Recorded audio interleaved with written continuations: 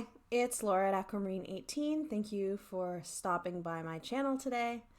I am just coming on with a probably pretty rambly and disorganized series of thoughts that I wanted to share because I'm interested in what other people have to say about what I'm going to talk about.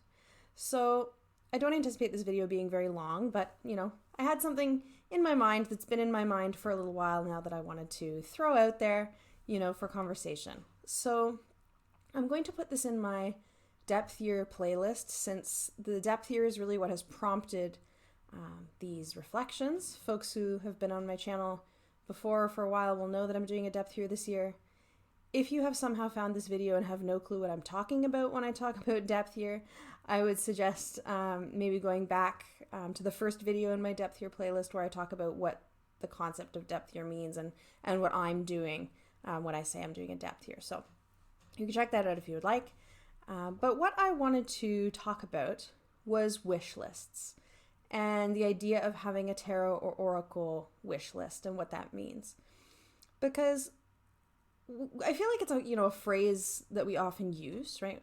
I know I do anyway, and I've seen others, in their comments on my channel say as well, things like, oh, this deck is really cool, totally going on my wish list, I'm putting this on my wish list, etc., right?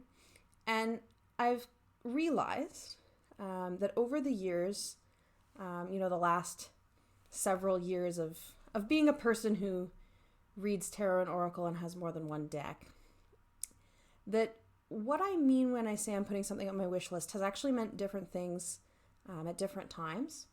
And with this being a depth year for me, where I'm thinking, very mindfully about my relationship with, items that I own and my purchasing practices and tendencies and things like this, it's got me thinking about this wish list concept, right? And I have I'm looking at my own behavior here, so it's not exactly a discovery, but I've been thinking about the ways that this behavior has changed for me. So when I was first, discovering the world of all the amazing decks out there, I had a physical wish list. I have a book, a notebook that is not my tarot journal, but it's a book that I take notes on when I'm reading tarot-related books or watching, YouTube series that are kind of tarot educational, if you will. So it's a notebook for that. And I kept in the back of that book, on the last couple of pages, a wish list. And when I saw a deck that I thought, oh yeah, that's a deck that I would eventually like to add to my collection and I want to keep track of, and not forget its name or whatever, I would put it on that list, and just a handwritten list. And, eventually if a deck stayed on that list and didn't get crossed off, because I lost interest in it, eventually maybe that deck would make it into my collection. So, wish list, like literal list, bullet points and all. But this is actually something that I got away from. And for the last, several years, I have not kept any kind of tangible, physical, or digital wish list at all. And in this time, this is the time when my collection really grew or has grown. And in that time when I would say something like, oh, this is going on my wish list, often what I meant was, if it was a mass market deck, my Amazon bookmark list. Or when I say I'm putting it on my wish list, I mean I'm putting it in a cart and clicking checkout, right? It's going on my wish list means I'm buying it as I comment right now. So I didn't write down a list and have a list that I looked at and considered so much as, either I'm going to buy this or it's going in the back of my mind as, oh, this deck is on my radar, and in my mind is one that I like. And I did a lot more deck buying than I did when I had the paper wish list. When I would see a deck, it would go in the back of my head, and if I felt like, okay, I'm interested in buying a new deck, oh well, that's one that I like, I'll go and pick that one up.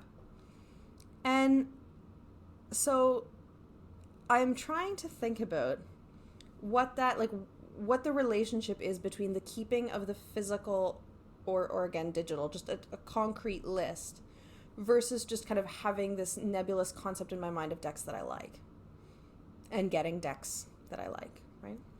And this is not like a self-judgy thing. I've said before that at no time have I like jeopardized my finances, or overspent, in ways that I'm deeply uncomfortable with or anything like that. This is not about self-judgment, but it is about, for me, realizing that for me, and again, I'm really curious if other folks have this experience, or think they might have this experience. What I've realized is that having that physical list that I can look at, that I can add things to and cross off, seems to function to make me a lot less impulsive of a purchaser. If I have to write something down on the list, or not have to, but if I choose to write something down on the list and leave it on the list for a while and just kind of see what happens, then, I go back to it and I have a look at it every so often. It seems that I'm a lot less liable to purchase things. And when I do purchase things, it's because they've been something that has been on that list for a good amount of time. And here I'm leaving aside the issue of like Kickstarter deck backing and things like this, because obviously those are time sensitive. You can't leave them on the wish list for a year and then decide you want to back to Kickstarter, obviously. But yeah, it's made me less impulsive to have a list, and I've become more impulsive as I've stopped the listing practice. And so this is something that I figured out fairly early on in this depth here. And if you hear clicking, I'm just navigating on my computer here. So what I've decided to do since the start of this year is to go back to keeping a list. So I've gone back to keeping a wish list, and this time I keep it on my computer in a table. So I'm not good at Excel spreadsheets and shit like that. But I have it in my office like Word program, and I made a 3-column table with the deck's name, the creator, and then what I've named details in the table, but is like a link to a website or some little note about its availability, if it's out of print, if it's on, if it's mass market, whatever. And I kind of have it sorted into Oracle and Tarot, and have it kind of sorted also in between mass market, indie, and out of print / rare. So I made this wish list. And so far, I've found that this exercise of making this list has returned me, like combined with depth here and being, more deliberate about my purchasing, making the list again has made me much less, deck buy impulsive again. So I will just share that on my list right now, I'm not going to name all the decks or anything like that, but I will share that I have 3 tarot decks on the list that are out of print decks or rare decks that I would definitely purchase if they popped up in a way that was not exorbitantly expensive. I'm not going to pay $1,000 for a deck, like ever. But, they're decks that are elusive, that I kind of in ways don't expect to ever get unless there's maybe a reprint, but I would get those. And then I have, for indie decks, I have 6 decks on my list, 2 tarot and 4 oracle, actually, surprisingly enough. And then for mass market, I have about 10 total tarot and oracle combined decks. So my wish list is, moderate, medium length. But I went on my wish list the other day, last week, because, I've mentioned it was my birthday on March 5th. And I was thinking about, I'm going to maybe I'll get myself a little birthday present. And again, my depth here is not a no buy, so I feel entirely fine with getting myself a birthday present. And I went on my list, and, leaving aside the out of print / rare decks that have not come up so far, I went through each one on the list, and it's kind of like, well, what would I get? What do I really want? And I ended up not buying anything, and ended up actually deleting a few of the entries on the list instead of buying anything. I have since today